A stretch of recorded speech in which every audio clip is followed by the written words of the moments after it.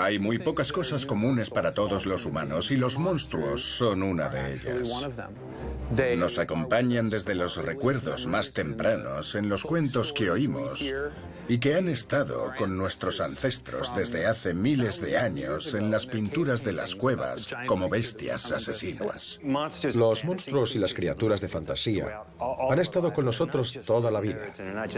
No son solo para frikis y adictos a videojuegos y a las películas. Es el arquetipo del villano que aparece en todas las narraciones y existe desde nuestra infancia. Si retrocedemos hasta la Biblia, Lucifer, siendo la serpiente en el árbol, encarna a todo lo malo y lo desconocido. Incluso antes del cristianismo, todas las culturas y religiones tuvieron su fuerza oscura y malévola. Es una manera de ayudarnos a comprender el funcionamiento del mundo. Hurgan en un miedo ancestral a lo desconocido. Y en las películas, cosa que no sucede en la pintura o en los libros, se requiere un equipo de artesanos que den vida a esos monstruos.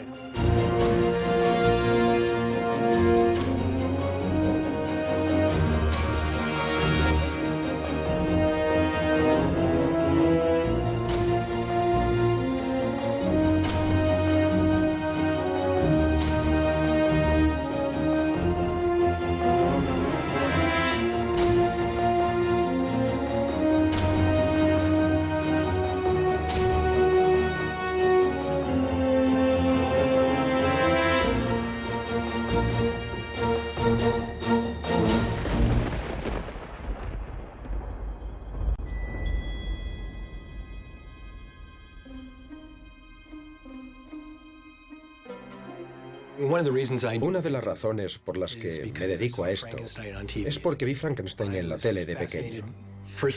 Me fascinó la mirada del personaje y el concepto de la creación de la vida.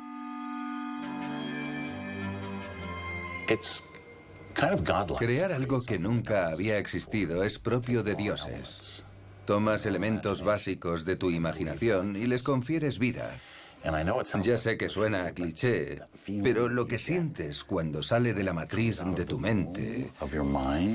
Comprendo que el doctor Frankenstein enloqueciera al decir, está vivo, porque no hay nada comparable a esa sensación. Les dedicas todas tus energías, aunque sean proyectos de serie B. Todos significan mucho para ti.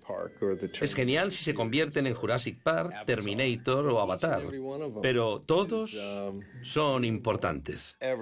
Cada paso es como criar un niño. De pequeño tienes que alimentarlo, pero cuando crece un poco, empieza a cobrar vida hasta convertirse en algo que quizá no te esperabas. Mi primera reacción emocional con mis creaciones se da cuando se mueven por primera vez. Es el subidón de, está vivo, se mueve, hace lo que queríamos que hiciera, nuestra criatura vive.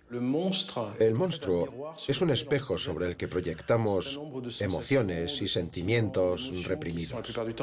Creo que un monstruo sin emoción no funciona. El creador de monstruos que me ha impresionado más es Rob Bottin. Sobre todo el demonio de Legend. Afirma conscientemente que el monstruo es superior al hombre. Es un hombre mejorado, más fuerte, más poderoso y más hermoso. Pero como es único, es un monstruo. Los personajes que más me aterran son los que son casi humanos, pero desobedecen nuestras normas. Esos son los que más miedo dan, porque reflejan defectos muy humanos y nos obligan a reconocer, más que su inhumanidad, su carácter diferente.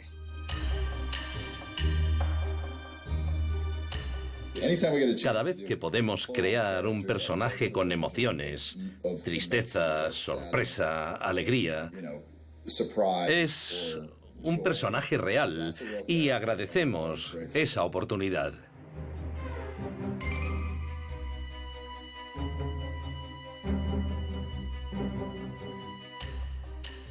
Hay quien dice que no somos realistas, que nuestros personajes son caricaturescos, pero los clientes dicen que quieren un caimán o un dinosaurio y hacemos una versión realista. Entonces dicen, ¿puede ser más malo, con los ojos más grandes?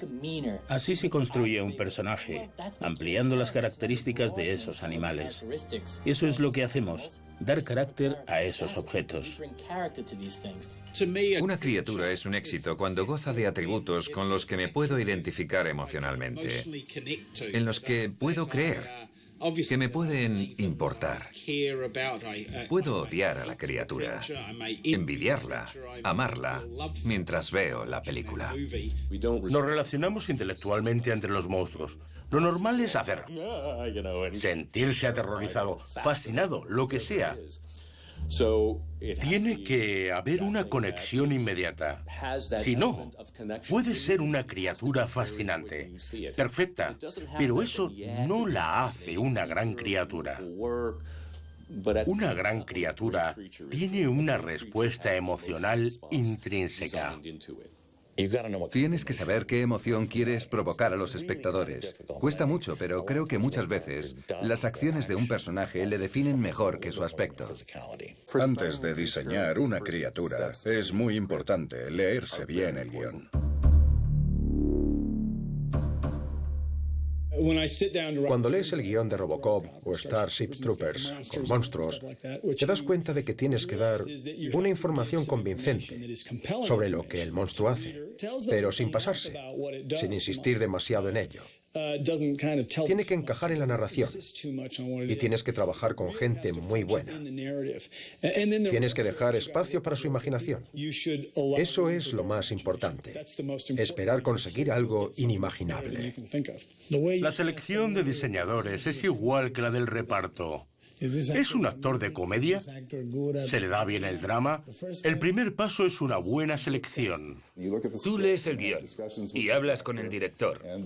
El siguiente paso es empezar a visualizar las ideas del director en el contexto del guión. Intentas que el monstruo tenga una historia que contar.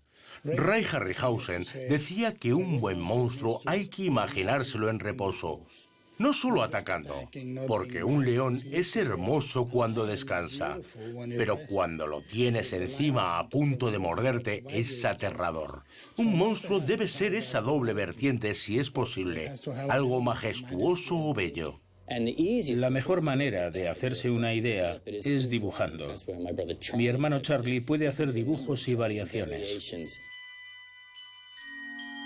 Si puedo visualizarlo en mi mente, puedo dibujarlo. Eso es lo divertido. Colaborar con directores y productores, intentar plasmar lo que imaginan. No se diseña un monstruo para ser un monstruo, sino para ser un personaje. Cuando ves el monstruo, sabes qué hace, conoces la esencia de su personalidad.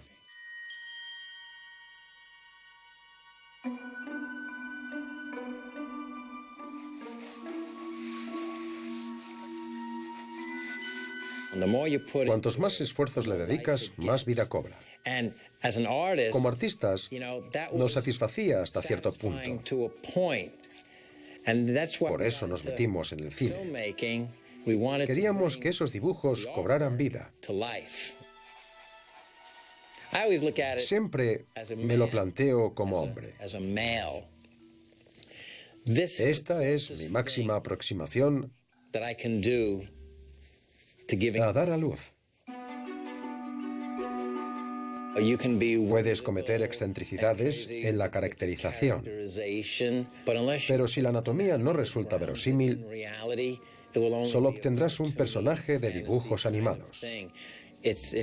Si incorporas elementos de la anatomía de animales reales y los espectadores dicen, ¿esto podría existir?, eso lo hace mucho más real. En el diseño busco la rima. Líneas que tienen su eco en otras líneas. ojos posicionados de manera que expresen determinación. Necesitas que una criatura tenga un aspecto inteligente cuando mire hacia abajo o mezquino cuando mire hacia atrás. Es casi como maquillar o vestir a un actor. Hay que intentar no perderse en detalles pragmáticos cuando se diseña una criatura que es pura fantasía.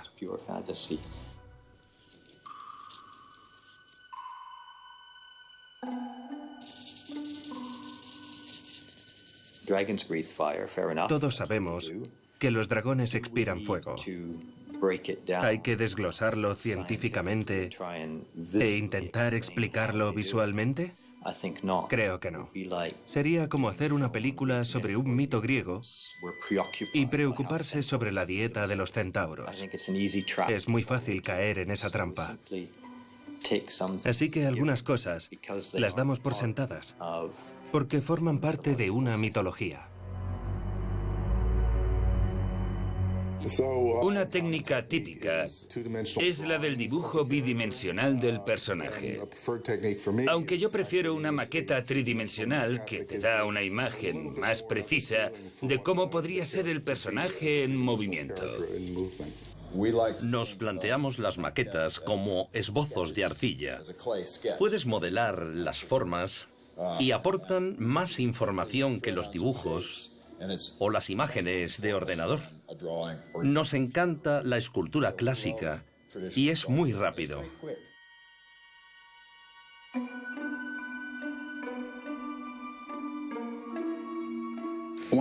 Cuando empiezo una escultura, un pequeño busto como este, no entro en detalles que sean especialmente minuciosos. Empiezo con un esbozo general de los hombros y el torso. Este es el primer paso, conseguir el cuerpo que busco. Mientras trabajo en el desarrollo de las proporciones generales, van surgiendo pequeños detalles en la arcilla que me sirven de pista. La arcilla te dice qué puedes hacer.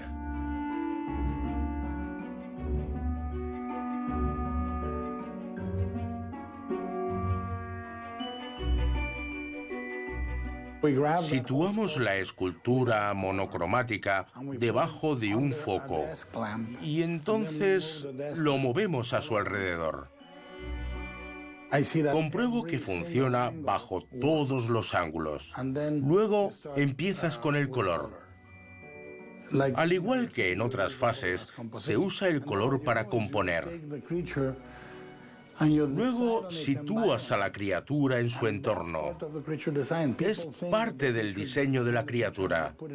La gente cree que la metes y basta. No, la película debe tener ciertas luces, sombras, colores, en los que la criatura debe encajar. El xenomorfo de Alien funciona en ese planeta y en esa nave. En Wall Street no encajaría. Una vez has desglosado el guión y elaborado esbozos y maquetas, o sea, la parte divertida, el diseño, el arte en estado puro, entonces toca bajar al mundo real e intentar hacer realidad todo eso en la pantalla. Las posibilidades son infinitas según lo que vayas a crear. Una de las soluciones más fáciles es el maquillaje y las prótesis en actores reales. Ese concepto se creó a finales de los 70. Antes se separaba el maquillaje de los efectos especiales. Efectos especiales, explosión, lluvia, maquillaje, empolvar caras. No había término medio. Por eso surgió el maquillaje de efectos especiales. Yo fui uno de los primeros en usar ese término. No era un maquillaje normal. Queríamos diferenciarnos. Cuesta definirlo. Para mí es la evolución del maquillaje. Cambias la cara de un actor tras obtener un molde. Luego lo esculpes con arcilla. Sacas otro molde y duplicas la prótesis con silicona, gelatina o goma. Luego la colocas sobre la cara del actor y ya está. Usamos látex, aluminio y muchos otros materiales para conseguir algo que creamos con nuestras propias manos.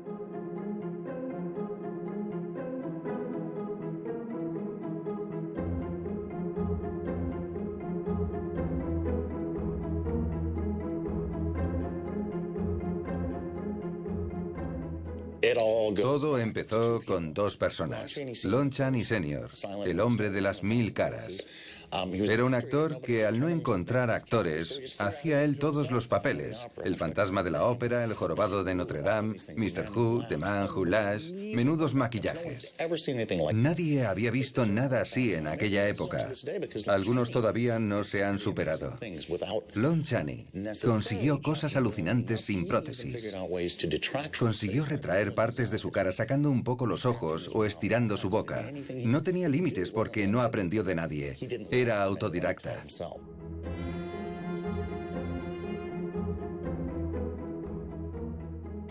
También Jack Pierce, que hizo Frankenstein y el Hombre Lobo. Obtuvo imágenes icónicas que no han perdido lustre. No creo que haya visto un maquillaje más icónico para Frankenstein que el de la primera entrega, la de Boris Karloff. Es el rey del maquillaje de monstruos. Y es tan sencillo. La ceja tiene el espesor perfecto. Luego le añade ese trozo de cabeza a la peluca y es genial. Es la dosis perfecta de maquillaje sobre el actor adecuado para crear algo que ha quedado grabado en la humanidad para siempre. Karloff, como Frankenstein, ya tenía el cráneo perfecto y conseguía esa mirada vidriosa y letal. La estructura física y la esencia de un actor es vital para el monstruo. Ron Perlman, cuando empezamos Hellboy, sabía que sería Ron, pero creía que solo le pondría la voz a una animación por ordenador. Pero Rick Baker dijo que él ya era un 50%. A Ron le quedó perfecto el maquillaje tras unas pruebas. La interpretación del actor y el trabajo del maquillador tienen que complementarse. Me encantaban las películas de monstruos de la Universal y siempre pensé que esas criaturas eran una extensión de Jack Pierce. Si ves El Hombre Lobo, sabes que Lon Chaney está ahí, pero parece un personaje diferente y lo mismo pasa con Frankenstein. Lon Chaney y Jack Pierce fueron unos maestros y unos pioneros. Y le abrieron camino a uno de los maquilladores más importantes de la era moderna, Dick Smith. Es el padrino de la era moderna de los efectos especiales de maquillaje. Además de ser un gran artista, compartía todos sus secretos. Carecía de secretos. Creía que la calidad provenía de la mano del artista, no del tipo de pintura que usara o de la técnica. Desarrolló técnicas y las compartió. Dick Smith hizo El Exorcista. Esa película lo cambió todo. Una inocente chiquilla de 12 años la convierte en un ser tan terrorífico. La yuxtaposición de la inocencia con el horror más absoluto. Dick inventó técnicas como las lentes de contacto. Le cambian totalmente los ojos. Los diseñadores de criaturas y de efectos de maquillaje siempre intentan alejarse de la anatomía humana alargando las extremidades o la cabeza. Se pueden conseguir muchas cosas con prótesis, pero tu lienzo, tu base, sigue siendo el cuerpo humano. El truco de los hombres con trajes, los monstruos de goma, consiste en esconder la forma humana que hay dentro. Hemos visto muchas tentativas de ese tipo. Creo que uno de los mejores ejemplos de cómo adaptar la anatomía humana fue Predator. Creo que es uno de los mejores trajes de la historia. Mi padre y su equipo del estudio obtuvieron la perfección.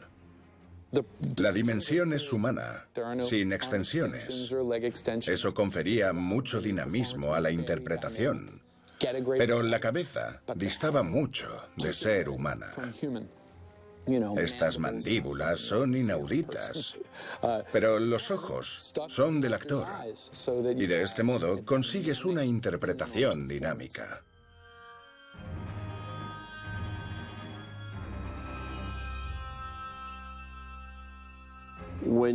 Al ver cómo se distorsiona el cuerpo del actor en Alien, alargando la cabeza, añadiendo esos elementos a su espalda, y al ver cómo se filmó, así se consigue inculcar en la mente de los espectadores que es un alienígena, que no es humano.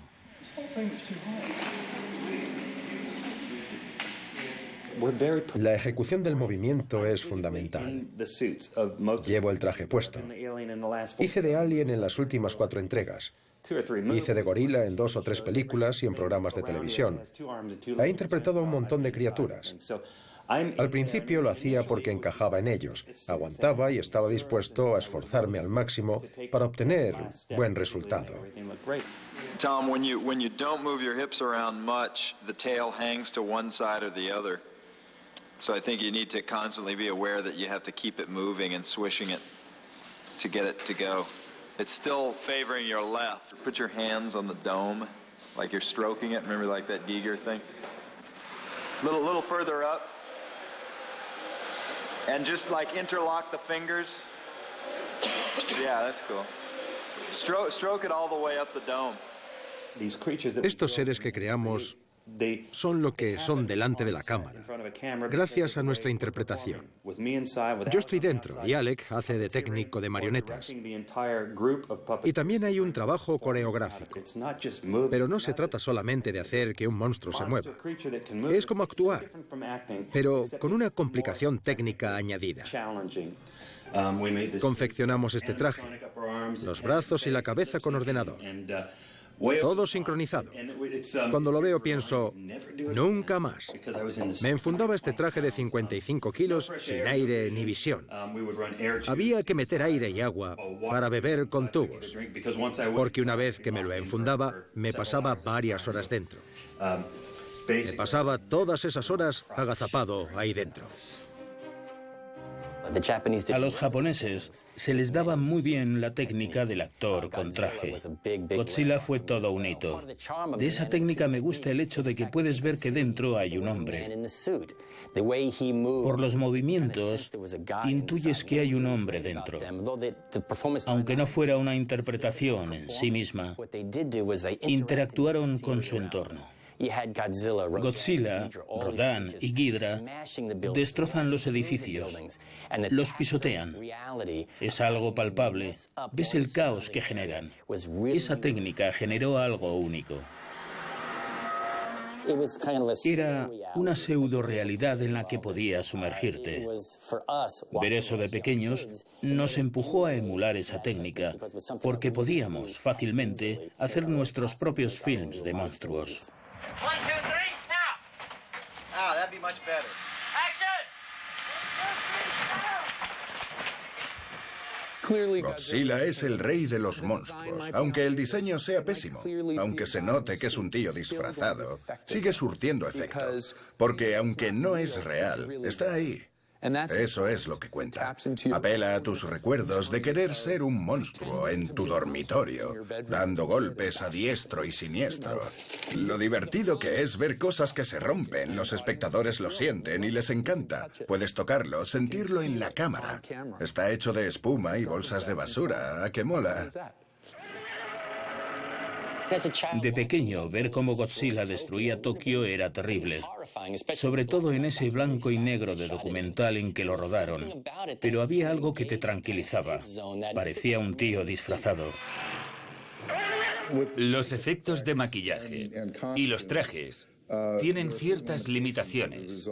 Estás atado a un cuerpo humano para crear el personaje. La animación en stop motion te permite crear personajes en los que no encajaría un ser humano.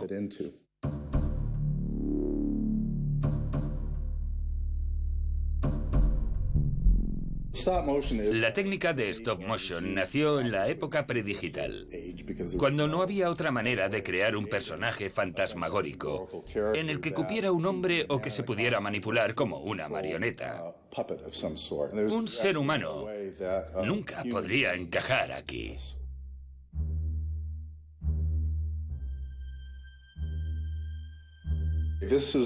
Esta es la marioneta Ed, para stop motion de Robocop. Tiene una armadura de aluminio y acero que nos permite aguantar la pausa y filmar muchos fotogramas. Y al proyectar un segundo, se mueve. Esta técnica se usa desde hasta Parque Jurásico.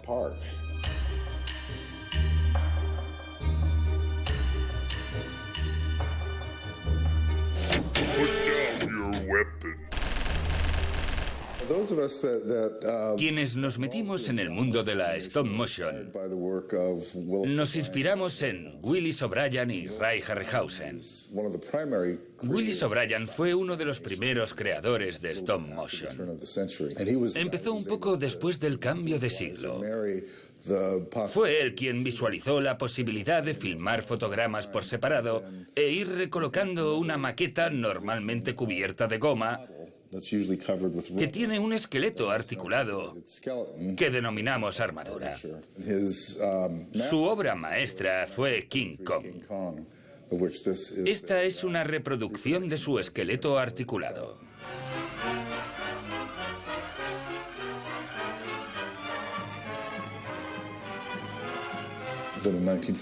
Él contrató a Ray Harryhausen como aprendiz, que hizo muchas animaciones para Mitch Joe Young, el gran gorila en España. Entre ellas este esqueleto articulado.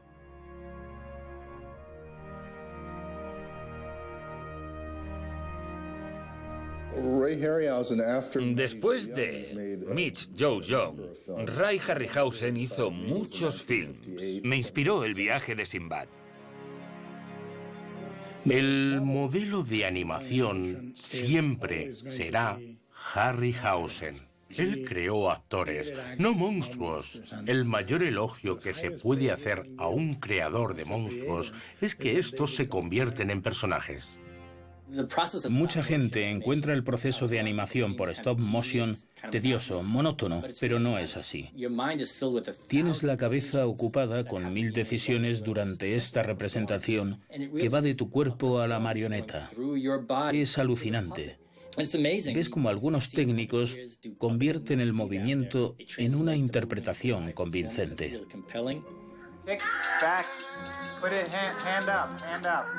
Push your hand up a little further, Jim. Hand up? What are you talking about? Oh. Yeah, great. Los marionetistas hacen lo mismo.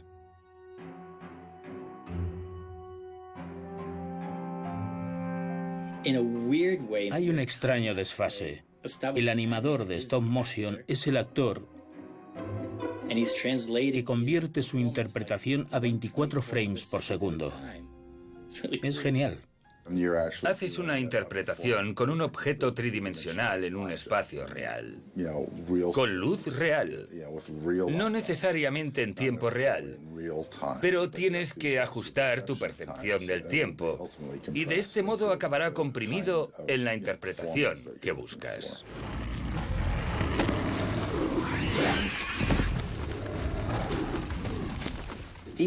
En el fondo, la gente sabe que es una miniatura que no se mueve sola, pero cómo cobra vida en la pantalla, eso es magia.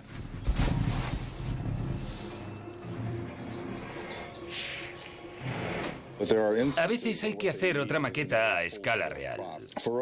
En Robocop teníamos 2 escalas diferentes de Caín. La de stop motion para las escenas del ambulatorio, pero que requería interacción con Peter Weller cuando lucha contra la criatura. Y como eran imágenes reales, el tamaño no encajaba. Así que construimos uno a escala real para que Peter pudiera interactuar. Lo más importante es hacer que los efectos sean reales y creíbles. Y eso se consigue haciéndolos interactuar con los actores delante de la cámara. Y para conseguirlo traeremos una criatura a escala real, que podemos animar con movimiento e interacción física muy realista, porque está sucediendo delante de la cámara. Este es el gorila que confeccionamos para la película Zoo Loco. Era un gorila que hablaba, así que tenía que poder exteriorizar sentimientos, ser un personaje e interactuar. Tiene varios motores, los cuales se encuentran en los labios y la boca. Así que puede poner una cara muy comprensiva o muy enfadada. Los efectos animatrónicos consisten en diseñar un sistema que permite a los elementos de un personaje moverse de un modo realista, sin la cara de una persona detrás. Se hace con servomotores, mini aceleradores, chips, sistemas avanzados que generan movimiento. Animatrónica significa animación mediante la electrónica. Creo que nació cuando Disney estaba construyendo su parque temático. Usaban el término audio animatrónico porque usaban una cinta de audio. Para nosotros, la animatrónica es lo que confiere vida e interpretación de un modo controlado mediante la electrónica. Puede ser tan grande como la reina alien de Aliens y la de Aliens vs. Predator.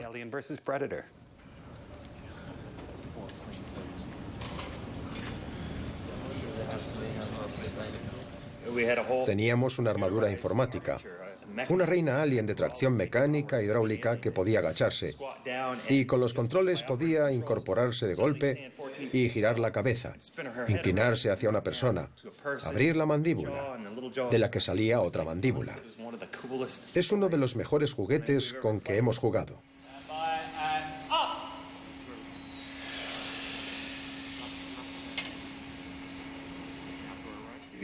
Los 8 manejábamos la marioneta con unos joysticks minúsculos. Grabábamos los mejores momentos, le sacábamos mucho partido en el plató. Los diseñadores de animatrónica nos subimos a los hombros de gigantes, literalmente. Una de las primeras marionetas fílmicas gigantes fue La conquista del polo, de Méliès, una increíble figura de hielo controlada manualmente. No era tan sofisticada como las hidráulicas a radiocontrol actuales, pero tenía una escala espectacular para su época. Las técnicas usadas las determinaba el guión. El monstruo de Frankenstein fue un maridaje perfecto de Boris Karloff con el maquillaje de Jack Pierce. King Kong y los dinosaurios requerían algo a su medida, así que el stop motion era la mejor técnica. Y se embarcó en la Guerra de las Galaxias, cuyo universo estaba plagado de todo tipo de personajes que requerían una combinación de diferentes tipos de efectos. Stop motion, maquillaje, control por cable.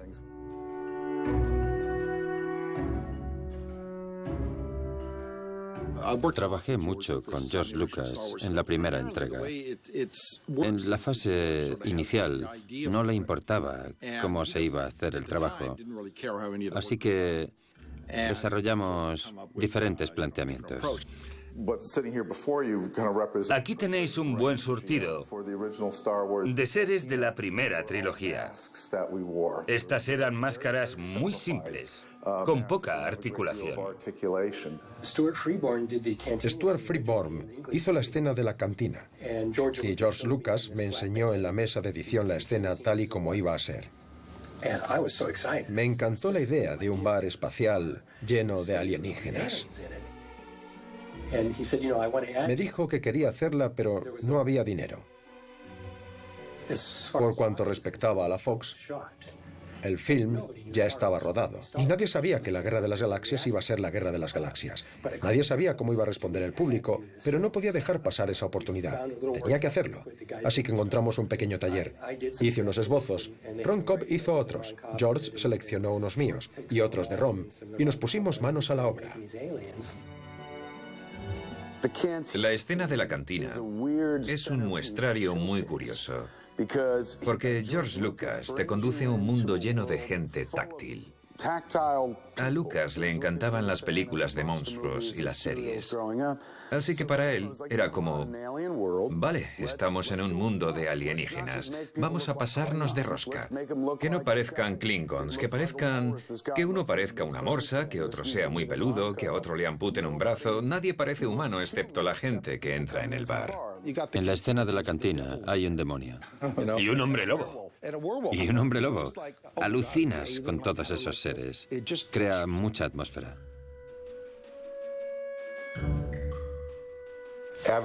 La máscara de Akbar era muy sofisticada, con más movimientos. Sus ojos podían moverse aquí y allá. También tenía unos controles en los labios. También tenía un doble enfundable en la mano para mayor gestualidad bucal. La escena de ajedrez se hizo con animación en stop motion tradicional con marionetas de este tamaño.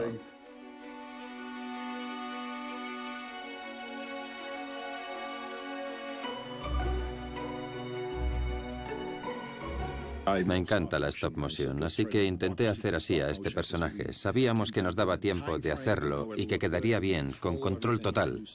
Conocía a los animadores Phil Tippett y John Berg y a otros técnicos que podían construir las marionetas y moverlas y que quedaran muy bien. El 75% de las escenas de esa máquina andante eran pinturas sobre maquetas. Era muy sencillo a la par que elegante. Como en King Kong. Sí. En parte era eso, que entraras y alucinaras al verlo. Es como King Kong.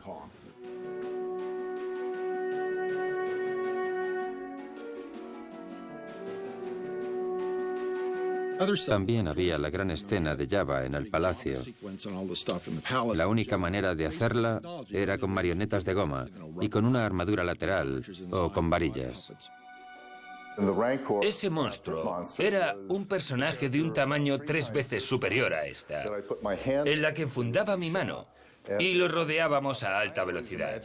Siempre me lo imaginé como una marioneta de stop motion, pero él quería que intentáramos hacer un traje al estilo del de Godzilla.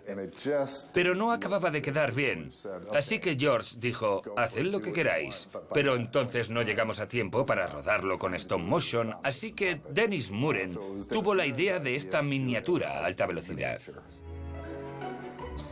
George quería un nuevo surtido de alienígenas para el retorno del Jedi. Phil Tippett me dijo, haz unas cuantas esculturas y maquetas rápidas. A George le gusta ver los proyectos en 3 dimensiones. Haz lo que quieras porque lo va a cambiar 10 veces antes de que empecemos a rodar. Pues vale, hice un surtido y George vino y dijo, todos estos están bien. Nos quedamos de piedra y de repente en todos los proyectos querían alienígenas de goma, pero entonces no había muchos especialistas en Hollywood.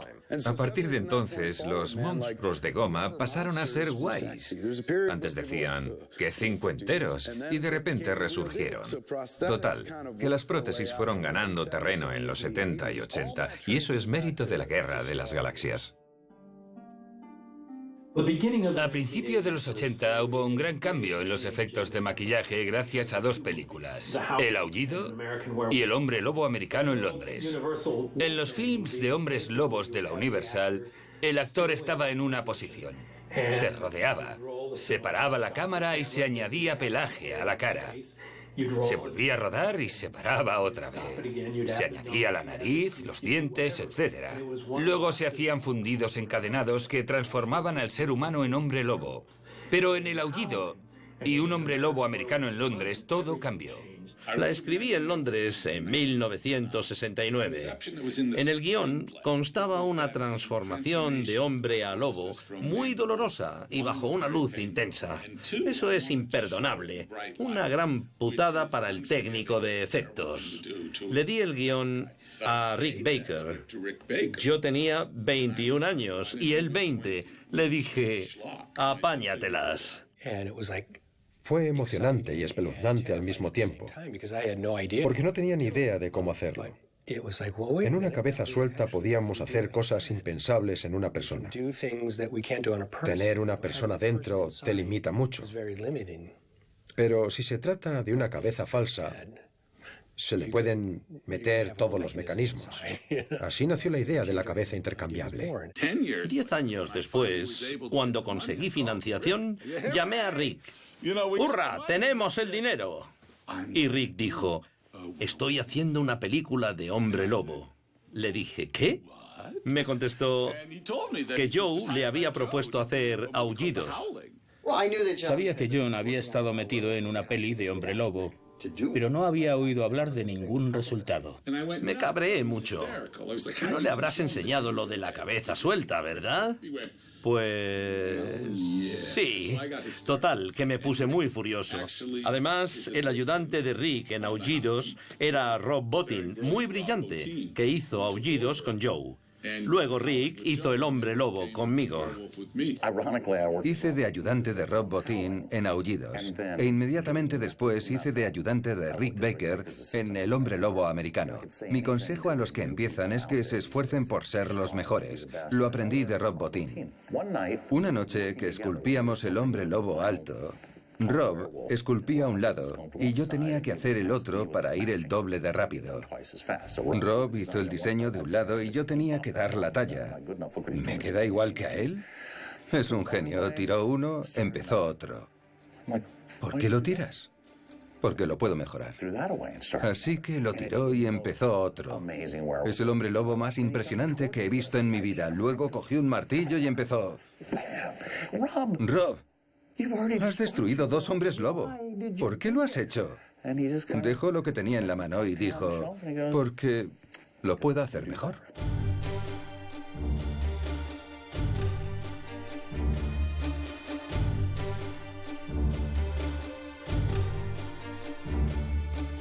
Es la segunda cabeza intercambiable. Tiene algo único. Una cara doble. Este lado es más humano, que sufre más. Y el otro es más lupino, más mezquino. Cuando llegó el momento de rodar esas cabezas, John decía, acción, y cambiábamos la cabeza. Decía, cortad, muy bien. Y Rick decía, ¿cómo que muy bien? Yo decía, muy bien, la siguiente. Llevábamos meses trabajando en esto. ¿Eso es todo? Y John dijo... ¿Es que hace algo más? Entonces fue decepcionante. Pero cuando vimos la película nos sentimos compensados. Rick Baker hizo el molde de David Naughton. Hizo que su boca se convirtiera en la boca de un lobo. Dejó que John Landis la filmara. Y eso capturó la imaginación de todo el mundo, porque llevó la goma a un nivel superior. Me encantaba el trabajo de Rick. Por eso el lobo sale tanto en la película. Demasiado. Si hiciera la película ahora, no creo que lo enseñara tan claramente como en esa película. Nosotros cometimos el mismo error. Cuando el distribuidor vio el montaje provisional, dijo, no cambiéis ni un fotograma. ¿Qué? Pero dura demasiado. Vamos a enseñársela a los exhibidores. Total que se la enseñaron a los exhibidores. Quieren reservarla ya, no podéis cambiarla. Es demasiado larga. Sale una mujer que ve un hombre lobo y no huye. Hombre Lobo americano en Londres y El Aullido fueron pioneras en avances en efectos de maquillaje y crearon nuevas audiencias. En La Cosa, de John Carpenter, Rob Bottin llevó esos efectos de maquillaje a un nivel estratosférico. Nadie había hecho algo así. You're working with Rob Bottin on The Thing, also very extensive transformation type of effects and other sorts of makeup effects. Is it more of a pain in the neck, or do you really enjoy the process? Well, unlike John, we have set aside about 5 months to shoot all the effects, separate and apart from the first unit. Well, you have much more extensive than I did. They go on and on and on and on and on and on and on. They are a pain in the neck if you try to do them in your first unit. If you're trying to do them all at the same time, like if I had a 10-week schedule and it took a week to do the transformations, I would be out of my mind. It was the last week. We had shot in fact, we'd shot all the inserts, so we had nothing to do. I was going to say, I read the screenplay by Bill Lancaster of John's movie, and The Thing, and it's just, talk about demand. It's unbelievable what is supposed to happen in the film. I mean, it's unbelievable. Yeah. I can't wait to see it. It's just it's mind-boggling. Me encanta La Cosa de Carpenter. Y es curioso, ya que hablábamos de Rob Bottin, hizo un trabajo brillante. Tras Aullidos, Rob Bottin se convirtió en una estrella. Y cuando le surgió la oportunidad de La Cosa, se volvió un monstruo. Si puedo convertir a un humano en hombre lobo, haré que las patas de una araña crezcan, abriré un pecho y le saldrán dientes. Haré todo lo imaginable, haré que salga la cabeza de un caimán porque ahora es posible. Estaba en la cresta del proceso creativo y es un tipo tan creativo que no paraba. Trabajaban horas diarias para crear cosas que todavía no tienen parangón. Si ves películas anteriores, solo salía un monstruo y toda la película giraba en torno a él. Rob y John Carpenter consiguieron crear momentos culminantes y crearon personajes para cada uno de ellos. Y no solo los veías a todos, veías cómo se formaban, cómo se creaban. Incluso hoy en día es tan sorprendente. No son solo las criaturas. Rob Bottin creó unas criaturas geniales, pero Carpenter creó un entorno que hizo creíble todo eso, de modo que impactara emocionalmente. Es una película inolvidable, porque contiene algunos de los mejores efectos de la historia.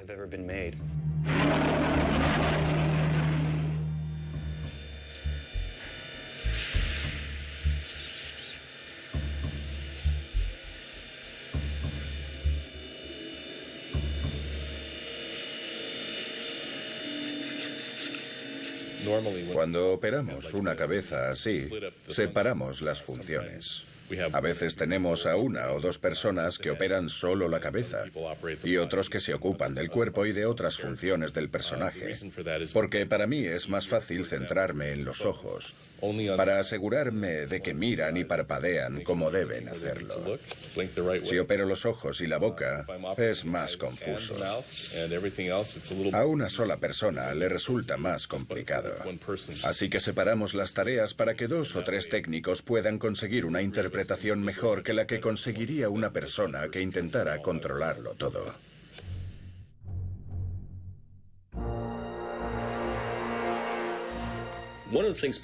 La gente no entiende que cuando ves una marioneta que mueve los ojos y todo lo demás, no lo opera una persona, es un personaje, pero puede tener hasta una docena de personas operándolo. Esa gente tiene que trabajar al unísono para crear la interpretación de ese ser. La sofisticada animatrónica que tenemos, o teníamos, depende de mucha gente diferente que opera como un equipo, casi como un ejército, para hacer que las marionetas tengan personalidad y expresiones que los espectadores puedan interpretar, feliz, triste, y eso no funciona si un operario no activa la ceja correcta. Ese plano no se puede usar.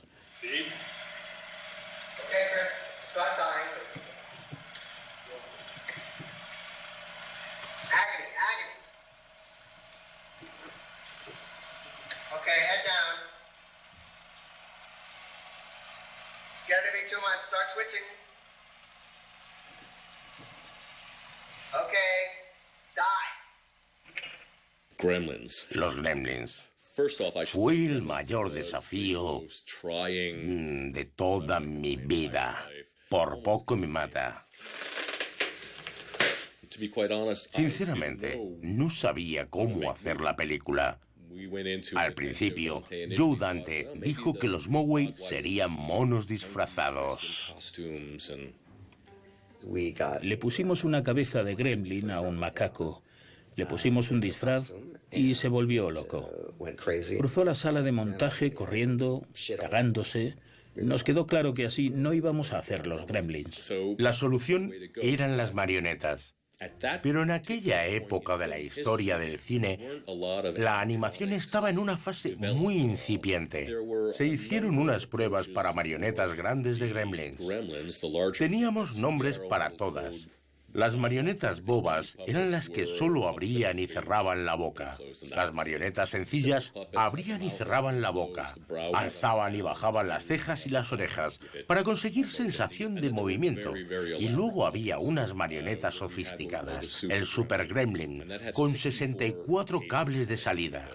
Recuerdo que al final del rodaje pensé, si salgo airoso de esta, podría hacer cualquier cosa.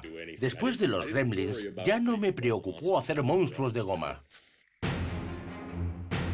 Después de películas como Los Gremlins y E.T., los directores querían rodar en vivo sin depender de la postproducción. Así que cuando hicimos marionetas, disfraces y animatrónica, hicimos las 4 entregas de Critters para New Line Cinema. Un técnico lo maneja metiendo la mano en el culo y haciendo esto. No puedo abrirlo porque se pudrió y se quedó pegado. Es muy chapucero. Este es el Critter mediano. Era una gran marioneta de tracción manual. En aquella época no tenía controles sin cables. Así que tenía cables por todas partes que accionaban el movimiento de la boca, mejillas, cejas, etc. Muy arcaico, pero muy divertido. Todo muy manual. Ahora cruje mucho. La espuma se estropea rápido. Ya no es el Critter de antaño. Es una mera carcasa de lo que fue. Las marionetas de Critters salieron mucho más baratas que los Gremlins.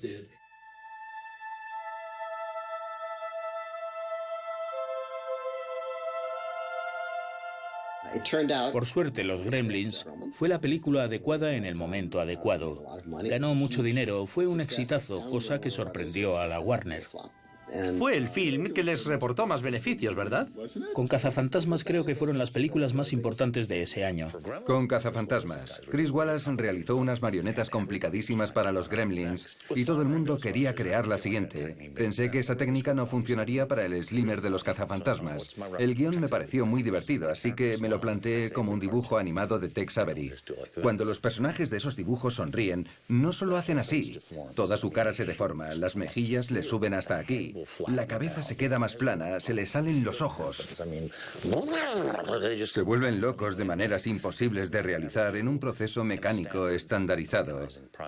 Así que pensé que la única manera de manejar toda esa goma era a mano.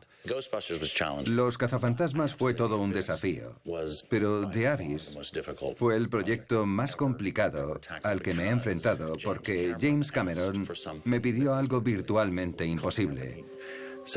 Quiero que crees la imagen más bella y etérea de la historia. Tienen que funcionar bajo el agua, deben ser transparentes, iluminarse solas y cambiar de color. Acepté, me fui al estudio, puse a mi equipo a trabajar. No olvidemos que eran los 80, la edad de oro de todo eso. Éramos unos niñatos veinteañeros que no sabíamos hacer nada.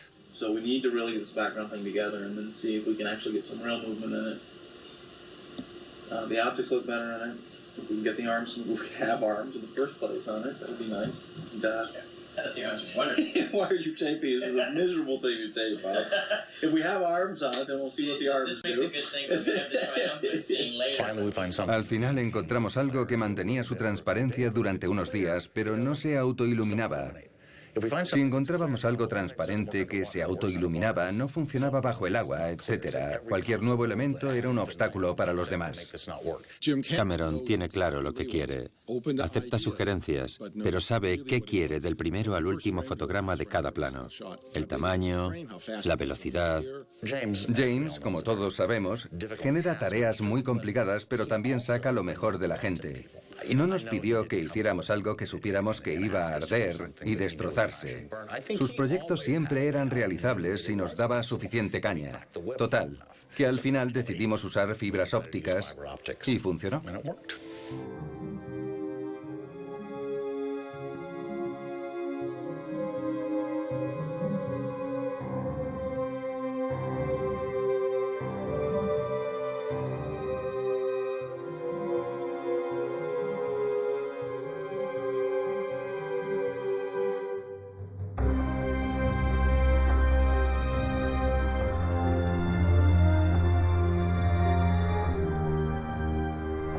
Jim Cameron ideó esta secuencia para The Abyss. Era una serpiente de agua, una criatura hecha de agua. Parecía una sonda. No sabía cómo hacerla, pero tenía unas cuantas ideas.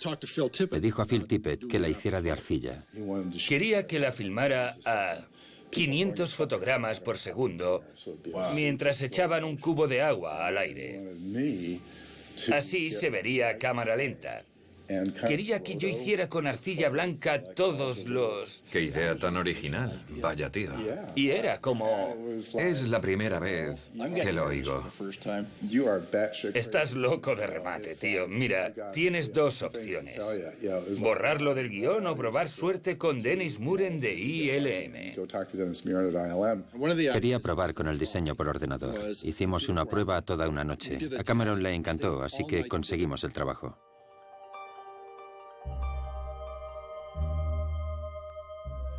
Así que conseguimos el trabajo.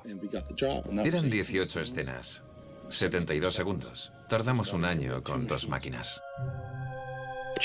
Cameron me dijo algo que nunca olvidaré. En cada película tienes que dar a los espectadores una cosa que no olviden, que sigan hablando de ella al salir del cine.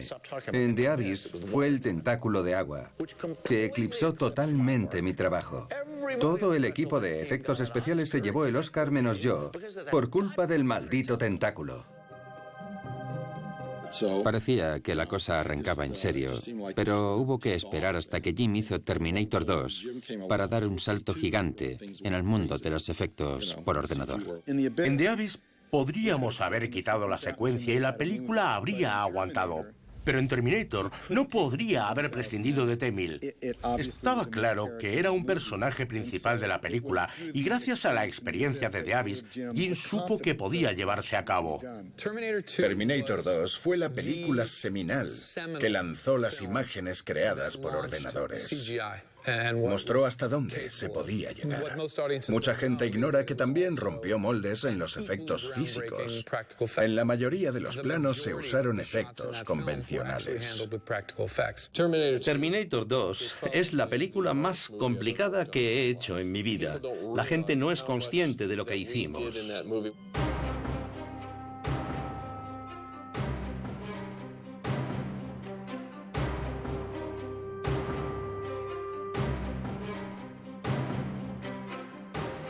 Uno de los planos de los que me siento más orgulloso es cuando el T-1000 se congela y se rompe en pedazos. Ahí no hay elemento informático alguno, pero todo el mundo cree que es un efecto digital genial. Cuando el hombre líquido metálico sufre daños, se trata de una marioneta. Cuando se reconstruye, es un efecto digital.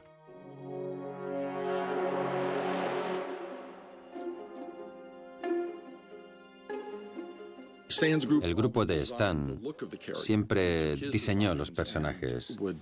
Luego los reconstruíamos en el ordenador. De las interpretaciones se encargaba el actor Robert Patrick. Le pintábamos una red en el cuerpo y lo rodábamos con 2 cámaras. En aquella época no se podía capturar el movimiento. Yo podía cargar ese material en mi ordenador y le ponía huesos, de modo que teníamos un esqueleto andante.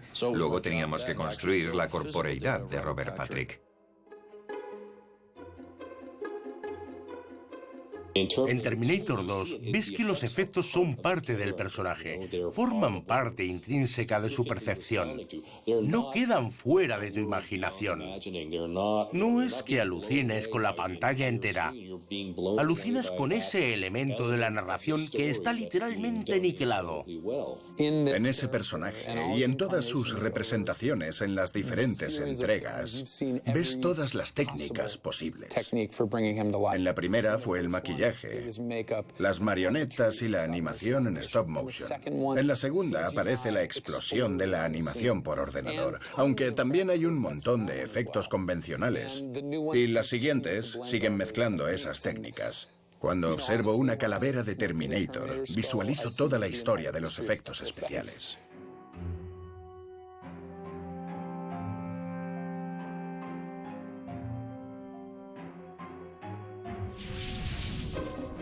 En aquella época, en la ILM, nos consideraban un grupillo de frikis porque George Lucas se gastó un pastón en equipos infográficos y luego se lavó las manos y vendió la empresa por $8 millones a Steve Jobs.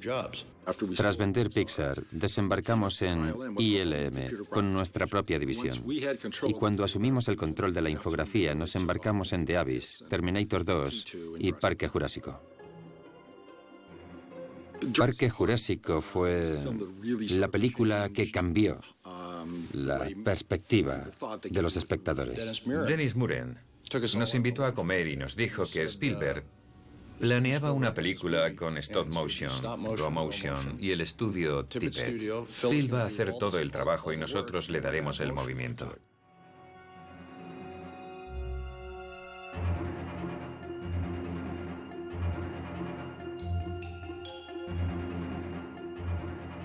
En Industrial Light and Magic había un equipo rebelde. Mark Dippe, Steve Williams y otros querían hacer dinosaurios por ordenador. Estaba preparando un anuncio con Mark Dippe y encontró un escaneado de un T-Rex. Y me puse a construirlo con datos. Hicieron un par de pruebas de Tyrannosaurus que habían ido construyendo discretamente, en secreto. Hicimos una prueba con estas criaturas corriendo y quedó tan bien que se lo enseñamos a Steven, que dijo, esto está muy bien, ¿podéis hacerlo? Creo que nos da tiempo. Pues hagámoslo así. Total, que nos embarcamos en ello y todo cambió. Y Phil dijo, me he extinguido.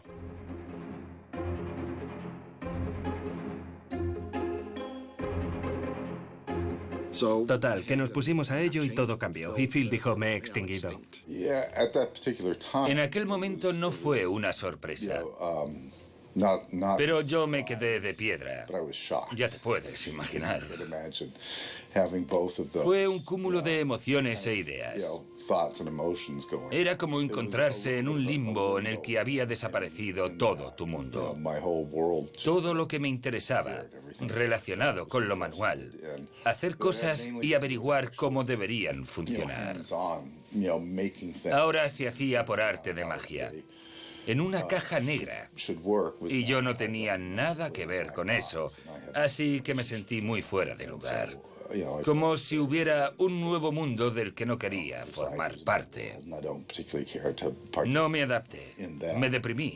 Mucho. Enfermé. Esos cambios me dejaron hecho polvo.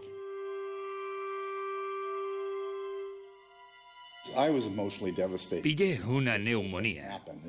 Tuve que guardar cama durante 2 semanas. No estuve bien. No lo hice a propósito. ¿Qué va a ser de mí? Dennis y Jules, mi mujer, buscaron una manera de mantener nuestra relación. Le necesitábamos por sus conocimientos de dinosaurios, realización y narración cinematográfica.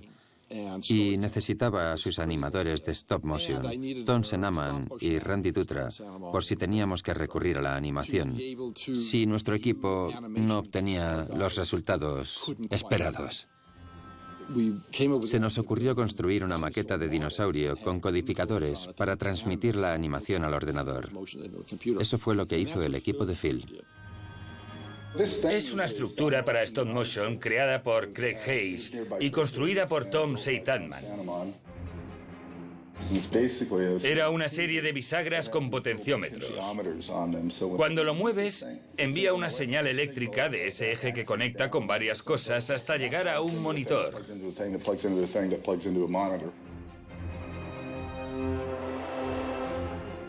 Total, que si le mueves la cabeza, la estructura del monitor ejecuta el mismo movimiento. Había un gran satélite que proyectaba imágenes por microondas a la ILM. ¡Qué locura!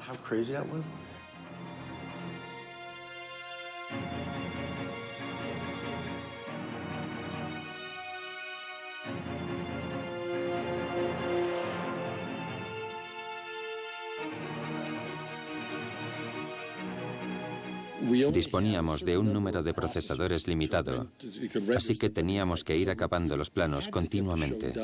No podíamos esperar hasta el final para acabarlo, así que íbamos haciendo planos definitivos durante el proceso de realización. Y cuanto más nos enfrascábamos en esos planos, más nos acercábamos a los dinosaurios, sin que eso fuera en detrimento de su verosimilitud. Me encantaron los dinosaurios de Parque Jurásico, pero todavía me gustaron más los movimientos de cámara. Spielberg dio rienda suelta a su cámara. Podías retroceder mientras ese ser te perseguía. De repente no dependías de las limitaciones de la cámara de la era analógica. Antes de eso, si querías sobreponer incluso Ray Harryhausen, a menudo quedaba como si el monstruo estuviera delante del actor. Así. No acababa de... A veces se veía un perfilado azul. Fue en Parque Jurásico donde por primera vez vi a las criaturas dentro de la película de una manera nueva. Y con lluvia. Sí, fuera de serie. Sigo pensando que la combinación de infografía y animatrónica es la mejor opción, porque a los actores les ayuda a tener algo con qué reaccionar. Parte del éxito de Parque Jurásico se debió al estudio de Stan Winston. Si fuera solo mérito del equipo de animación por ordenador de la ILM, la sensación que hubiera provocado Parque Jurásico entonces no hubiera tenido la misma textura. En el plató había actores tocando dinosaurios y creo que ese fue un factor crucial.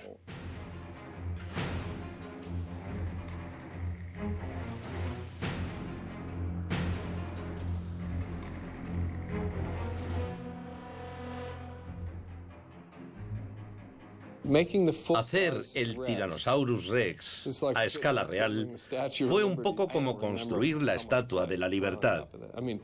Utilizamos toneladas de arcilla. Creo que Spielberg confiaba en nosotros por nuestro trabajo previo en Aliens. La reina Alien era grande, pero el T-Rex era mucho mayor. De pie hacía más de 5 metros. Tuve que elevar el techo del estudio para que cupiera. Todo tuyo, Steven. Lo siento por los actores. Hoy en día todos son pantallas verdes, incluso los platós. Solo se construye la parte delantera. Vaya rollo. Si eres actor, claro. ¿Cómo te sumerges en el personaje si solo ves verde a tu alrededor? Exacto. Vas a un plató y ves cómo lanzan humo y sale la criatura. No hace falta interpretar. Mis recuerdos más antiguos son del rodaje de Parque Jurásico con mi padre. Ver cómo esos personajes cobraban vida. Mi experiencia más memorable fue con el T-Rex de Parque Jurásico.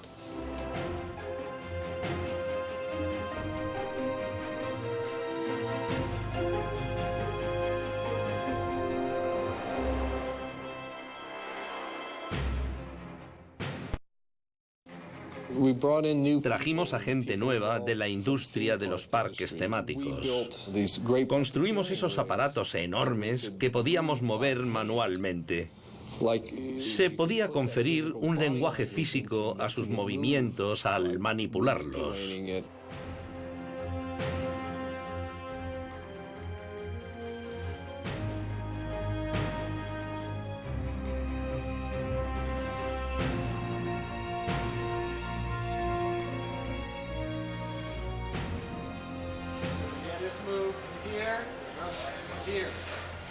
Yo era uno de los velociraptores. Hay un plano famoso en el que entra en la cocina, mira arriba y ulula. Era yo, con el traje puesto, quien lo hizo. Cuando se estrenó Parque Jurásico, como la infografía era novedosa, atrajo toda la atención. Stan empezó a sentir que perdía terreno porque creía que eran sus dinosaurios y claro, la industria Light and Magic creía lo mismo. Lo curioso fue que la prensa atribuyó la creación a la ILM y Stan se quedó hecho polvo.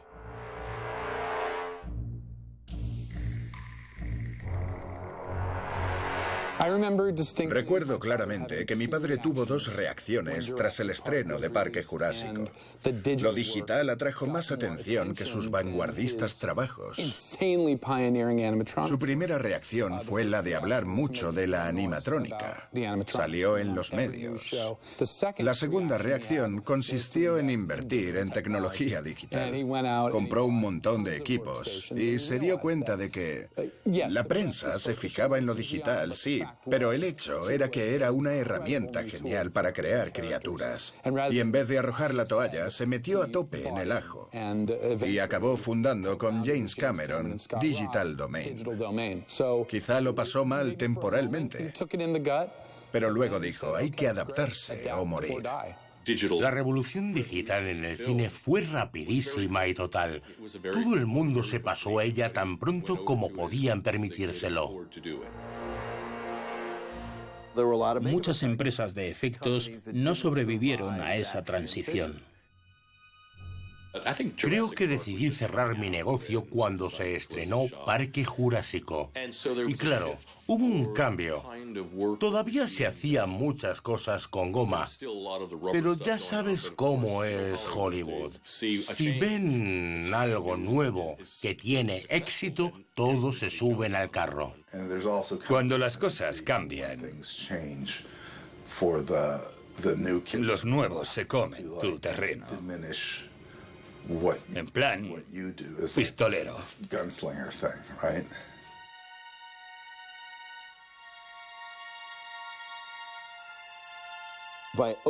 La revolución digital fue como una gran inundación. Películas imposibles de hacer 5 años antes pasaron a ser realizables. Yo soy un antiguo, un purista. Yo, por 2001, mato. Si me tocan tiburón, los mato. Como vuelvan a esas películas en plan, ahora disponemos de tecnología, podemos hacer un tiburón real. No. Sin embargo, el uso de esa herramienta desencadenó un boom en el cine de género de finales de los 90.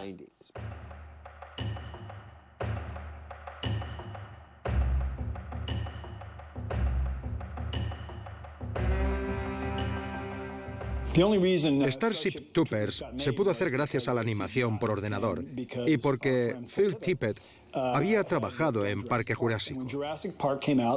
Este film fue el fin de lo anterior y abrió muchas puertas.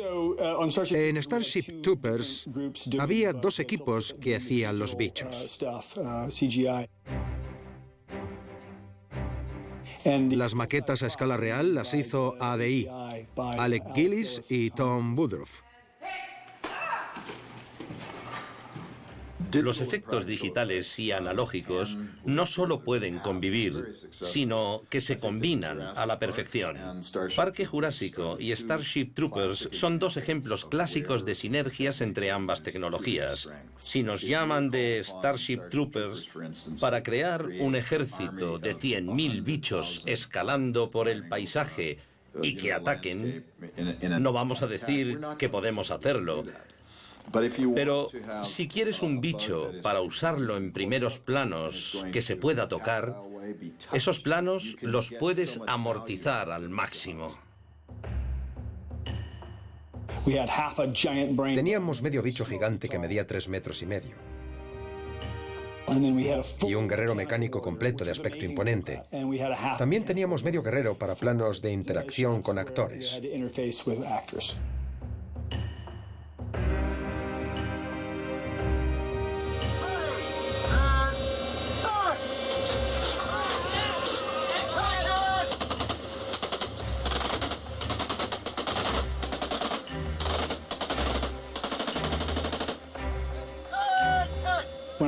Cuando lo escribí pensé que debería ser más alto que un hombre. Sabía que sería un bicho, así que le puse 6 patas. Creo que este diseño de la mandíbula gigante hay que atribuirlo a Tippett, porque la idea fue suya.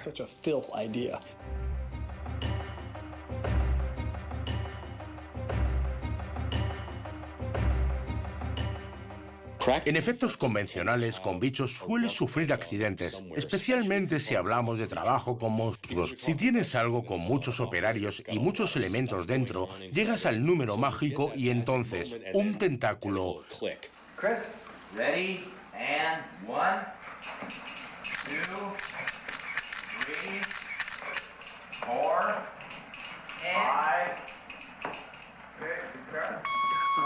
5, La tecnología digital lo puede arreglar, puede aumentar lo existente. Puedes tener tu marioneta guay y 3 tíos vestidos de verde en el plano. Lo filmas y luego en la postpro borras a los 3 tíos.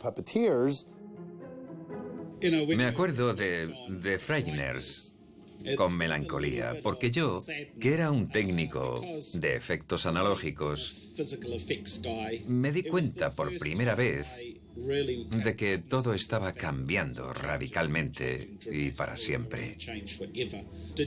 Habían llegado los efectos digitales. Había que subirse al carro,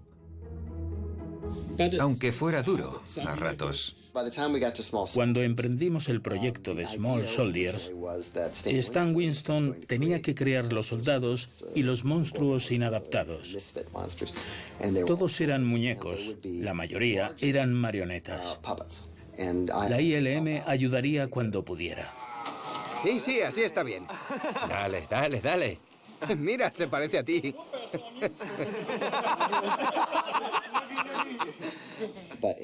Pero en la práctica, descubrimos que tardábamos mucho si intentábamos manipular las marionetas en el plató. Vale, ahora gíralo así. Así, intenta darle una patada. Era casi imposible operarlos sin consultar al técnico de marionetas. Creo que probablemente casi un 60 o un 70% de los efectos son digitales. No sé por qué no se miden las dos tecnologías por el mismo rasero. Son dos planteamientos diferentes para crear un personaje. Y lo más inteligente es usar cada tecnología donde se obtienen mejores resultados, mezclándolas. Así la gente tiene que adivinar cómo se hizo. La gente cree que los analógicos están contra los digitales. A mí la tecnología me parece muy bien. Siempre que se consiga un efecto que no se puede obtener con goma, está muy bien. Cualquier truco para engañar a la gente está bien. No me gusta cuando no se usa correctamente. En Men in Black construimos 2 maquetas gigantes. No le resultaban convincentes como insectos. Al final se escogió un diseño elaborado por un comité de muchos miembros. Yo insistí en que no parecía un insecto. Llegó el día del rodaje. El bicho estaba listo. Y entonces me dijeron que no lo iban a filmar, que lo reproducirían posteriormente con tecnología digital, porque aquello no parecía un bicho. Pues vale. Desgraciadamente ahora eso pasa constantemente. Últimamente pasa más a menudo. Sí, sucede más y más últimamente. Tuvimos una experiencia terrible en la precuela de La Cosa. El planteamiento inicial era de un 80% analógico y 20% digital. Nos encantaba esa combinación, pero durante la postpro, por lo menos rodamos todo lo que habíamos elaborado, aunque teníamos la sensación de estar cagándola. No sé si te diste cuenta, pero a veces parecía como que lo que rodábamos no se iba a usar o se usaría mal. También nos habían contado cosas terribles de gente como Rick Baker en Men in Black. Se ve que construyeron una maqueta que ni siquiera se usó. Nosotros por lo menos filmamos lo que hicimos, pero luego desapareció. Si no tuviéramos un vídeo sería imposible demostrar que trabajamos en ese rodaje. Con el advenimiento de la tecnología digital, los productores impacientes, que no querían esperar hasta obtener la toma perfecta en plató, sustituían la toma analógica por una digital, lo cual se cargó una ley inamovible durante un siglo de cine. En el plató se trabaja hasta obtener el resultado adecuado. Un gran ejemplo de esa transición al digital es el personaje de Yoda en la saga Star Wars. El Yoda de El Imperio Contraataca y El Retorno del Jedi es una simple marioneta operada por Frank Oz y diseñada por Stuart Freeborn. Solo había una manera de hacerlo, e hicieron un trabajo excelente en las primeras entregas, con un gran técnico de marionetas y una maqueta excelente. Se esforzaron mucho. Tenía límites, sí, pero eso obligaba a los realizadores a ser creativos y a centrarse en la esencia del personaje. La amenaza fantasma fue el retorno de Lucas a la serie de Star Wars. Llevaba tiempo esperando para poder hacer cosas que antes no podía hacer. Los efectos digitales le permitieron rodar la lucha de Yoda.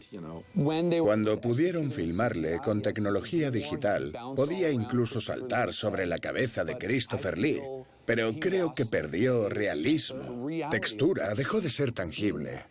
Esperábamos que no pareciera un juego de prestidigitador, ni que quedara como un acto de superioridad con respecto a los técnicos de marionetas. Pensamos que con las herramientas de que disponíamos entonces, esa era la mejor manera de hacer a Yoda. Cuando lo vimos, pensamos, queda ridículo que Yoda vuele. Habrá quien piense eso, pero a la gente le encantó. George dio un filón. Los chavales de 8 años es lo que quieren ver, y esas películas estaban hechas para gente de entre 8 y 12 años, y eso solo se podía hacer así. La mayoría de los directores quieren escoger, quieren que el personaje actúe al 100% y no restringirse a una edad concreta. Si quieres que una marioneta cruce una habitación, coja un teléfono y responda. Eso no se puede hacer en una sola toma. Tienes que cortarlo a trozos. Una de las grandes ventajas de la tecnología digital es que da fluidez a la interpretación. El personaje digital puede hacer cualquier cosa. Todas las técnicas tienen limitaciones. La animatrónica tiene. Una de las tareas más complicadas que me asignaron fue el Dr. Octopus de Spider-Man 2. Ese tipo está atado a 20 personas que manejan tentáculos desde arriba. Sam Raimi no presta mucha atención y dice, vale, quiero que se la pegue contra el cable telefónico. Abra una puerta con el tentáculo superior derecho. Otro coche de la pasma viene por ahí y colisiona contra el escaparate del banco. Quiero que estire el tentáculo hasta allí. Le arranque la máscara al tío del coche, lo tire y luego, como quien no quiere la cosa, que saque un puro del bolsillo con un tentáculo, se lo ponga en la boca, lo encienda y ponga cara de triunfador. ¿Eres consciente de que no son tentáculos reales? ¿De que son marionetas? Y se me queda mirando y me dice, vale, pues dime qué pueden hacer. Desglosémoslo en varios planos. Y le pareció bien. Igual que en Tiburón. La mayoría de las veces no funcionó. Pero no es culpa suya. Intentar compaginar máquinas con agua en 1974. Spielberg no tenía bastante metraje para crear los efectos que quería. Así que dijo, insinuaremos su presencia. Con la cámara subjetiva acuática, te mantenía en tensión tanto rato que cuando lo enseña, ahora, e incluso en 1975, tenía un aspecto ridículo. De goma, todo el mundo se lo cree. ¿Te imaginas la película si pudieras haber visto un tiburón digital? No daría ni la mitad de miedo. Para mí un tiburón siempre tendrá el aspecto del de la película, con unos ojos negros gigantes, la boca abierta y dispuesto a saltar sobre barcos. Ese efecto de goma fue tan fuerte que me sigue marcando hoy en día. Cada estilo de efecto conlleva un regusto diferente y tienes que saber qué sabor tiene tu película. Dejamos que el personaje defina la técnica y no a la inversa.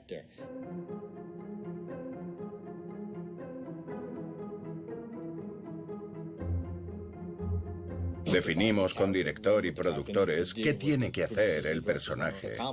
Y luego buscamos la mejor manera de hacerlo. A veces marioneta, a veces stop motion o a veces digital. Así es. Preferiríamos que no fuera así, pero así es.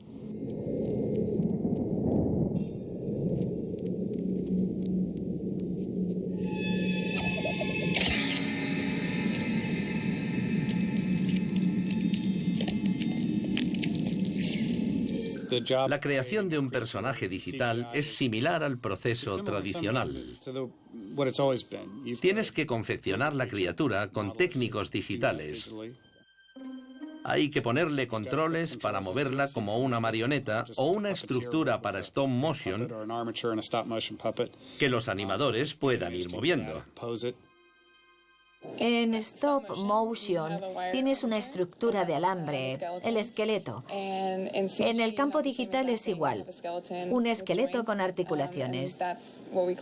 Ahí entra nuestra manipulación de esas articulaciones que se pueden doblar, como las de los dedos u otras zonas articulables. Colocamos las articulaciones de acuerdo con la anatomía. Nos planteamos con qué querrá trabajar el animador. Tiene que ser intuitivo. Intentamos que su manejo sea lo más sencillo posible.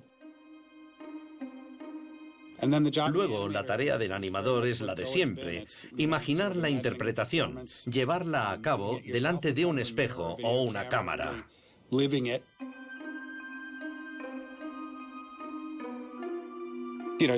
Vivirlo.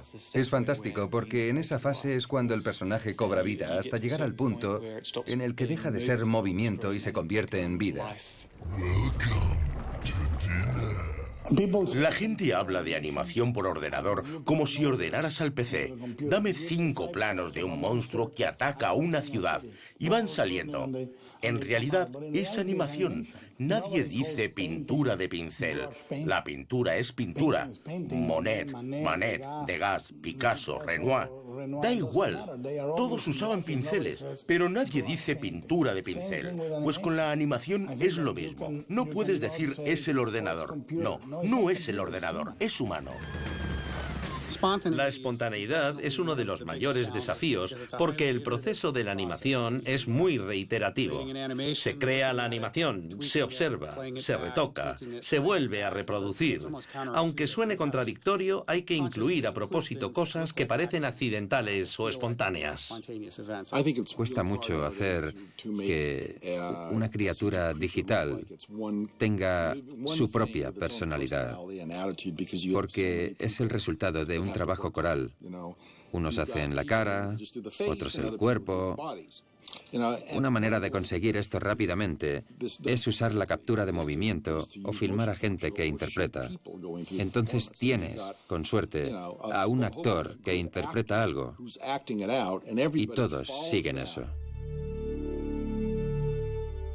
Con Peter Jackson tuvimos la suerte de hacer eso cuando creamos a Gollum para Las Dos Torres. Porque era la primera vez que creábamos un personaje en primer plano. Tuvimos la suerte de contar con Andy Serkis para hacerle la voz y para crear su interpretación. La captura de movimiento que teníamos no podía hacer dedos ni cara. Solo movimientos corporales rudimentarios. La interpretación del diálogo corría a cargo del talento del animador. Probamos otra técnica para capturar el rostro de King Kong.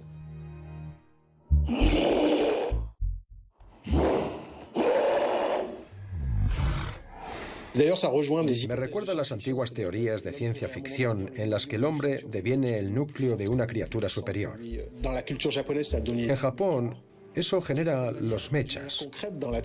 Y con la tecnología moderna da lugar a Andrew Serkis, un hombrecillo que da vida a King Kong. Hay bastante debate a propósito de la captura de interpretación. ¿Es más responsable el intérprete? ¿La persona que lleva el pijama digital? ¿O el artista que le va a pintar pelos digitales hasta que parezca un gorila? Es el dilema de la gallina y el huevo. El uno depende del otro. Pero si no tienes un equipo de artistas que realicen la conversión, solo tienes a Andy Serkis saltando por el plató. En Avatar, Jim Cameron fue más allá colocando una cámara delante de las caras para que pudieran moverse por todo el escenario. Y como teníamos el 100% de la interpretación, Jim le puso el nombre de captura de interpretación.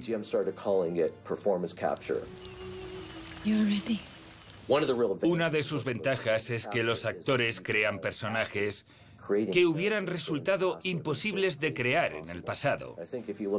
Las nuevas entregas de El planeta de los simios son un buen ejemplo. En la serie original había un maquillaje genial, pero limitaba las expresiones de los actores. Se perdían matices porque las prótesis son aparatos pasivos. Es una de las prótesis originales creadas por John Chambers. Es muy sencilla. 2 piezas, cejas, mejillas, nariz y músculos faciales. Todo se aplicaba con goma adhesiva. Se disimulaban las juntas y se colocaban las pelucas. Se solía tardar de 2 a 3 horas. Roddy McDowall tuvo que interpretar a Cornelius recubierto de goma, y es una de las interpretaciones más humanas que hay. Humanizó tanto a un chimpancé que pedí a mis padres que me compraran uno. ¿No ves qué pasará? Me da igual, Cornelius sería mi amigo. En el remake de 2001 de Tim Burton, Rick Baker intentó dar más expresión y movimientos a los maquillajes, ya que en los originales las prótesis tenían mucha goma que limitaba los movimientos. Así que Rick hizo unos contornos bucales mucho más sutiles y les dio dimensión con los dientes prominentes. La versión de Tim Burton no le gustó a nadie, pero sus maquillajes de goma funcionaron, y de eso hace poco. Ahora hacen los simios con captura de movimiento y tecnología digital. Eso les ha llevado a otra dimensión.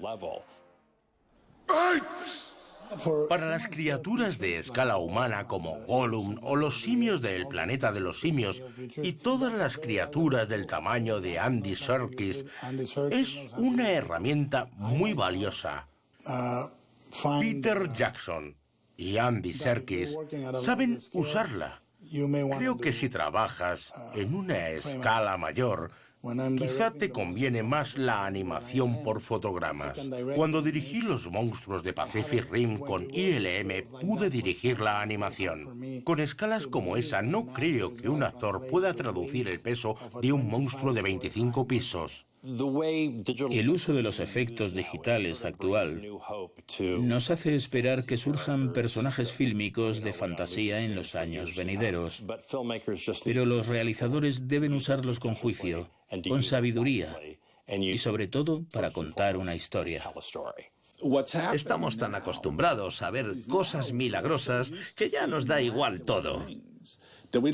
Fui a ver una de las entregas de Underworld con Rick Baker y va y me dice que puedas sacar a 100 hombres lobo corriendo por el tejado no significa que debas hacerlo. El estudio Tippett trabajó en Cloverfield. Es un ejemplo de lo que debería hacer con los efectos digitales. No hay que enseñar a la criatura entera, sino partes de ella. Fue muy responsable por su parte. Con $25 millones cualquiera puede. Nosotros no teníamos dinero. Pero mira, funcionó a la perfección. A la gente ya no le asombra nada. Incluso mis hijas, que distinguen una cosa de otra, siempre dicen, eso es de ordenador. Y no lo es. Las alas de Ángel de la Muerte de Hellboy 2 las hicimos de verdad. Y es de las cosas más complicadas que hicimos. Confeccionamos esos ojos para que parpadearan sincronizados, así como las alas, una por una, con bolsas de basura y alambres. Y la gente lo veía y decía, es un efecto digital, pero no lo era. En animatrónica hubo una revolución eclipsada por la revolución digital. Es una revolución de imitaciones de piel. Hay muchos más tipos de siliconas, muchas más opciones que en los 80. Tenemos motores más pequeños, más ligeros y más potentes. Motores digitales en vez de los chapuceros motores analógicos de antaño. Otro gran avance es el reconocimiento de fonemas, las marionetas que articulan labios sincronizando. O sea, que tú hablas ante un micro y reconoce los fonemas de tu voz y envía una señal digital a la marioneta, la cual ejecuta la locución con bastante fidelidad, lengua incluida. Hemos empezado a explorar áreas inéditas. Robótica avanzada, reconocimiento facial, Con el tiempo, siguen pidiendo resultados de primera, pero han reducido presupuestos y plazos de entrega. Así que el problema es cómo crear criaturas, robots, trajes perfectos, en plazos más ajustados. Nos han reducido mucho los plazos de entrega, y aún así seguimos haciéndolo. Y como premio nos ajustan aún más la siguiente entrega. Llegará un momento en que habrá que poner un límite para mantener la calidad.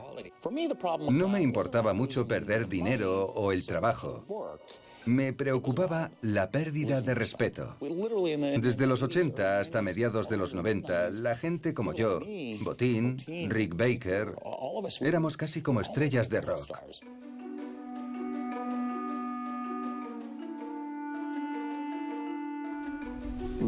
Los responsables de esos efectos se convirtieron en objeto de culto. Tom Savini, Stan Winston, Rick Baker, se hicieron famosos. No se oía hablar mucho de los especialistas de maquillaje hasta que eso empezó. Y de repente te sabías sus nombres, que son sinónimos de monstruos y magia cinematográfica. Se nos prestaba mucha atención, pero lo mejor era que la industria cinematográfica nos respetaba. Los productores y directores escogían a un artista por su estilo.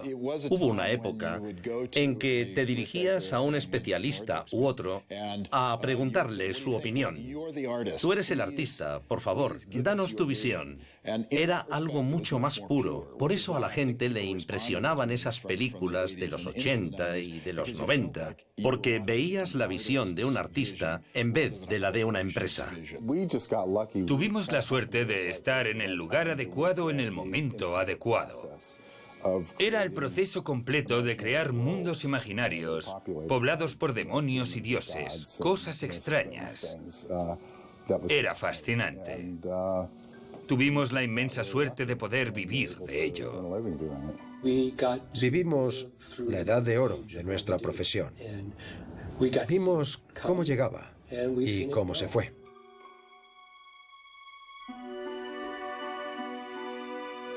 Rob Bottin dejó la industria por la misma razón, falta de respeto. Estaba en la cresta de la ola, creando cosas inauditas. Y ya ves cómo ha acabado. Es un enigma. En los 80 la gente de efectos pudo hacer filigranas.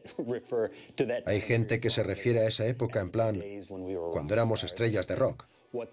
Eso quiere decir que los espectadores daban por sentado que podíamos hacerlo todo. Nos pagaban bien y nos daban carta blanca. Visto desde dentro, no acababa de ser así, pero independientemente de las ambiciones, cambió, sin duda, al pasar a los 90. Poco a poco, los animadores han reemplazado a los artistas de maquillaje. Hay que rebelarse contra eso. Hay que volver a las prótesis. No queremos un salto atrás. Es importante que las nuevas generaciones le den un nuevo empujón. Es fundamental que hagamos esto. En primer lugar, porque cuanto más compartamos, más garantizaremos el futuro de este arte. Y en segundo lugar, porque la única manera de innovar es construyendo sobre unos cimientos de conocimiento. Dando clases, veo que los jóvenes espectadores quieren aprender algunas de las antiguas prácticas, porque se criaron con los filmes de los 80 y les encanta la goma, la stop motion y el maquillaje. Les encanta la calidad tangible de esta técnica. A menudo nos preguntan, ¿cómo es tu vida corriente? ¿Cómo te metiste en esto? ¿Qué empuja a una persona a hacer esto? No eres contable ni banquero. No somos gente normal. Ya éramos chavales raritos que devoraban tebeos y veían pelis de monstruos. Y eso, el cómo lo llevas contigo, afecta tu vida cotidiana. Más que un negocio, Es un estilo de vida. El complejo de Frankenstein es algo muy raro, porque este es un trabajo extraño. El arte crece como flores silvestres. La gente hace esto porque le encanta hacerlo. Es una adicción que arrastras desde la cuna hasta la tumba. Es importante mantener cierto espíritu infantil, porque ese fue el origen. Y en el mundo de los negocios cuesta poco que te lo quiten con plazos, presupuestos. Aprender a mantener a ese chaval vivo es todo un trabajo. Tienes que ver el mundo con los ojos de un niño, con la misma ilusión. De pequeño me encantaba jugar con soldados y dinosaurios. Por eso pensé en el cine. Así podía materializar eso y enseñárselo a la gente. Hay que recurrir a esa creatividad infantil para ser viable en esta industria. Cuando eres un adulto en este mundo, eres un niño que se ha hecho mayor y que toca con su conjunto favorito. Tienes que ilusionarte con Lennon y McCartney. Formas parte del mundo de los monstruos y ahora los estás creando. Mi momento más feliz es cuando el monstruo entra en el plato. Por un momento me siento realizado.